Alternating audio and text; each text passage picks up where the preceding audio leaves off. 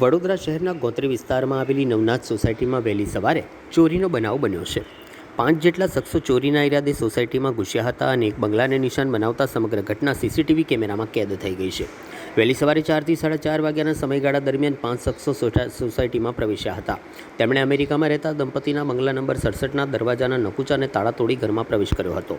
બાજુના મકાનમાં રહેતા રહીશને શંકાસ્પદ અવાજ સંભળાતા તેઓ જાગી ગયા। તેમણે બહારથી કોણ છો કહી પૂછપરછ કરતા અંદર રહેલા શખ્સોએ જવાબ આપ્યો હતો। ત્યારબાદ મહિલા અને તેમના પતિ બહાર આવી તપાસ કરતા 5 શખ્સો બંગલામાંથી ભાગી છૂટ્યા હતા। આ સમગ્ર ઘટના સોસાયટીમાં લગાવવામાં આવેલા સીસીટીવી કેમેરામાં કેદ થઈ ગઈ છે। પોલીસ હવે ફૂટેજના આધારે આરોપીઓની ઓળખ કરીને તેમને ઝડપી પાડવાના પ્રયાસો કરી રહી છે। સ્થાનિકોએ જણાવ્યું હતું કે ગોત્રી વિસ્તારમાં પોલીસ દ્વારા નિયમિત નાઇટ પેટ્રોલિંગ કરવામાં આવતું હોવા છતાં ચોરો બેફામ બન્યા છે। આ ઘટનાને પગલે રહીશોમાં ચિંતા ફેલાઈ છે અને વિસ્તારમાં વધુ સઘન પેટ્રોલિંગ તેમજ સુરક્ષા વ્યવસ્થા મજબૂત કરવાની માંગ ઉઠી છે। હાલ સમગ્ર મામલે પોલીસે તપાસ શરૂ કરી છે અને સીસીટીવી ફૂટેજ તથા અન્ય પુરાવાના આધારે આરોપીઓને ઝડપી પાડવા માટે કાર્યવાહી હાથ ધરી છે।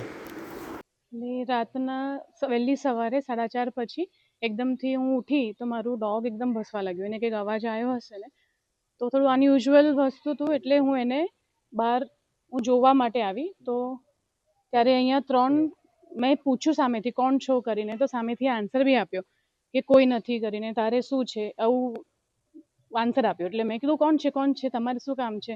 તો એકદમથી એ લોકો એક પછી એક ભાગવા લાગ્યા। 3 ચોર હતા, 3 અંદરથી નીકળ્યા અને 2 કારમાં બેઠેલા અને ઘરની બાજુના જ દિવાલ પાસે કાર પાર્ક કરેલી હતી, અંદર બેઠેલા જ હતા 2 માણસો અને એ લોકો ફટાફટ પેલો લોકો અંદર બેસીને જતા જ રહ્યા।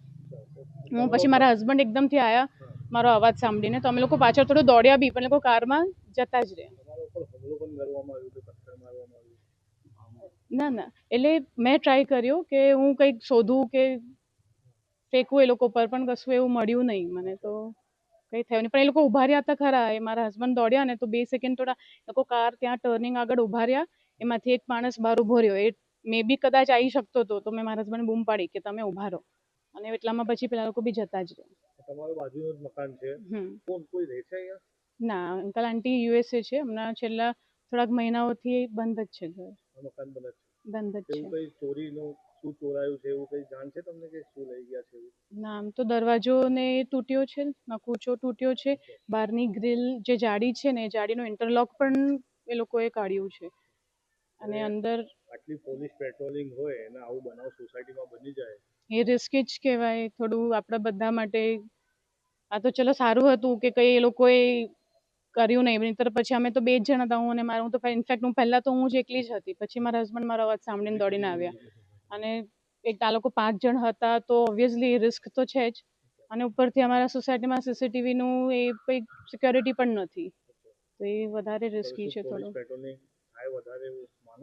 હા, થવું તો જોઈએ।